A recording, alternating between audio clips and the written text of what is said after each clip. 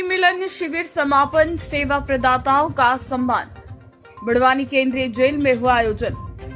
केंद्रीय जेल बड़वानी में आत्म परिष्कार जीवन साधना शिविर का समापन रंग बिरंगे होली गुलाल फूल से किया गया।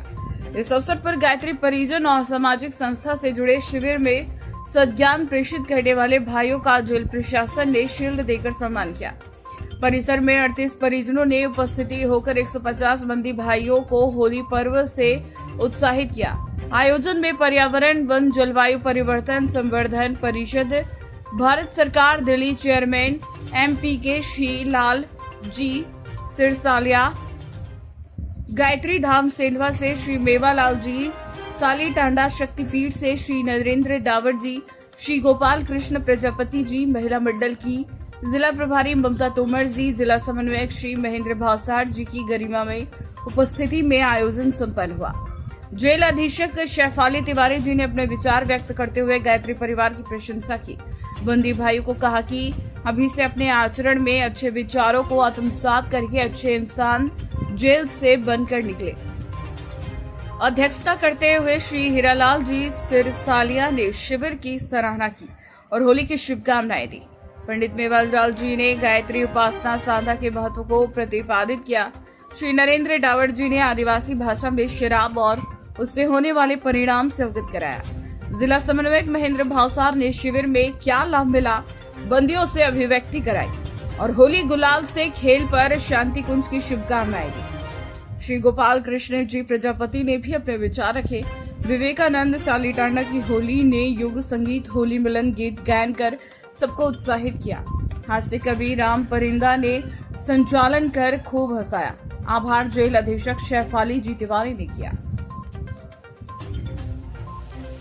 ज्यादा मोटी बात काय करे पण आपल्या गावात एक बात गावाची बात की आपण तुझ्या पिस्ताल जेल करून जाती हो शांत बेजी ये दुई भाई हता दुई भाई में दारू पीने में झगड़ रही हो पाकिस्तान दारू जोड़े पाकिस्तान दारू तुझे दुई भाई बाटी बाटी नीट का झगड़ रही हो भाई का तो नाम है ये नहीं आज दारू सिखाई हिरो दारू खुद खत्म हो जाए घर भी खत्म हो जाए अपना घर परिवार भी खत्म हो जाए खेती बाड़ी भी खत्म हो जाए अपना सर्व चीज खत्म हो जाए नशामा एक 5 रुपया नशामा तेरा बर्बाद सत्यानाश कीजिए तो भारत ये भाषा सरकार के निवेदन से हम श्री राम शर्मा आचार्य जी के सद विचारों को 1 वर्ष तक इस बंदीगृह में आत्म सुधार के लिए चिंतन किया और खुशी के बाद मैं अतिथियों को बताना चाहूंगा कि इन बंदी भाइयों के दैनिक जीवन में आचरण विचरण में बहुत कुछ परिवर्तन भी हुआ है और साथ ही साथ इनका जो फालतू समय रहता है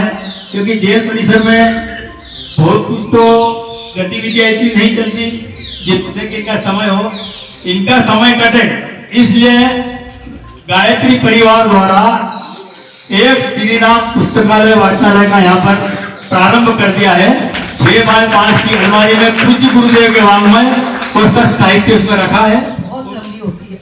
लोगों को लगता है कि बुद्ध को शाल वृक्ष के नीचे बैठने से ज्ञान मिल गया, लेकिन वो शाल वृक्ष के नीचे बैठने से ज्ञान नहीं मिला। इसीलिए एक मेरे कॉलेज के प्रोफेसर थे हिंदी साहित्य के, उन्होंने बड़ी ऊंची एक लाइन बोली थी कि तपस्या के युग होते हैं, बोध का क्षण होता है। यानी बहुत लंबा पीरियड आप तप करते हैं, बहुत सारी चीज़ों से आप लगातार सीखते हैं, लेकिन वो एग्जैक्ट लाइन क्या होती है जो आपकी माइंड को खोल दे, वो केवल एक क्षण होता है, वो एक पल होता है। और वो पल सबके लाइफ में आए, सब एनलाइटेड हो, सब अपने आत्म विकास के लिए काम करें, तो ये बहुत बड़ी चीज़ है। यदि हम सभी केवल अपने लिए काम करें, किसी और के लिए छोड़ दीजिए, आप बाद में दूसरे की सेवा करना, अपनी खुद की सेवा करें। 1100 लोग इतने अच्छे कैसे रहते हैं? ये सब सीखने की प्रयोगशाला है। एक सज्जन मेरे से कह रही थी कल आपका कार्यक्रम कहाँ है? मतलब कार्यक्रम नहीं है मेरा, मैं 1 वर्ष तक चलने वाले युग ऋषि के रक्षा कवच में जा रहा हूँ। भाइयों बहनों, मैं आपको हृदय से कहूंगा कि मेरे गुरु की तपस्थली है। आप पूछोगे क्यों? 1 बार 2 बार नहीं, 4 बार उन्होंने 1-1 वर्ष की जेल यात्रा करी और देश की आजादी की तिरंगे को बचाने के लिए हम जैसे लोगों की जिंदगी को, राष्ट्र की शक्ति को जगाने के लिए अनुसंधान किया जेलों में रह करके। और जेल के तवे के ऊपर कोयले से 8 भाषाएं उन्होंने इसी विद्या के मंदिर में सीखी। भाइयों बहनों, ये बंदी घर नहीं है, ये जेल परिसर नहीं है। जहाँ 16 कला के अवतारी कृष्ण रहे हो, वो बंदी घर कैसे हो सकता है? वो तो योगेश्वर बनने की तपस्थली है।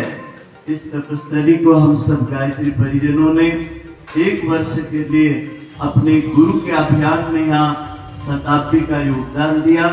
इन सभी 51 साधक भाई बहनों को गुरुदेव माता जी ने जो मनोवृत्ति दी, जो प्रेरणा दी, उनकी चिट्ठी लेके आते थे लोग। कार्य तो उनका था। और मैं आदरणीय दीदी से लाइव मैंने पूछी, सत्या तिवारी दीदी से,